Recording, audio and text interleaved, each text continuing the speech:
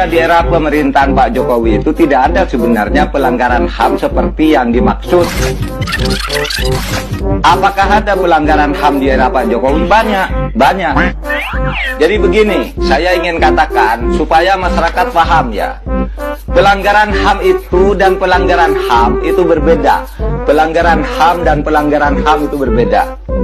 Apa maksudnya? Begini, setiap perbuatan kejahatan itu adalah pelanggaran HAM, tetapi tidak semua pelanggaran HAM itu disebut pelanggaran HAM.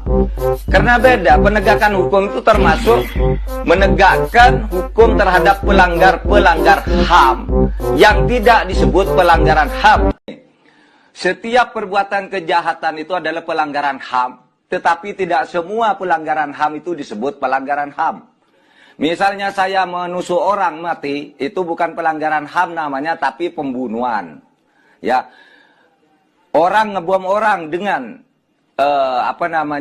mengorbankan diri di tempat ramai, itu pelanggaran HAM, tetapi tidak disebut pelanggaran HAM, itu disebut teror. Orang nempeleng orang, itu pelanggaran HAM, tetapi tidak disebut pelanggaran HAM, melahirkan penganiayaan.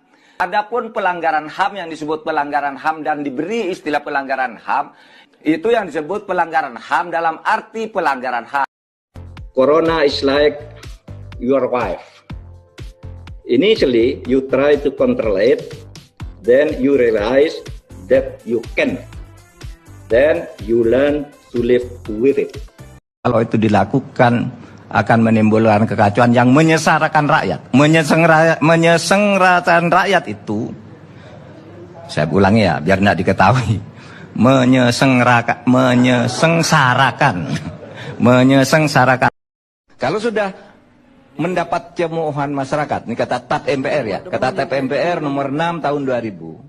Seorang pemimpin, kalau sudah tidak dipercaya oleh masyarakat, kebijakannya dicurigai menimbulkan kontroversi karena tingkah lakunya, nggak usah berdasar menurut hukum saya belum salah gitu. Nggak bisa begitu. Mundur, kata TAP MPR ini. Mundur kalau Anda sudah tidak dipercaya oleh masyarakat. Negara itu kan hancur karena ketidakadilan. Hanya nunggu waktu sebuah negara yang tidak adil. Negara itu akan berjalan baik kalau diperintah dengan adil. Selamatnya negara itu tegaknya keadilan. Yang penting di sini adalah keadilan kalau negara ini mau selamat.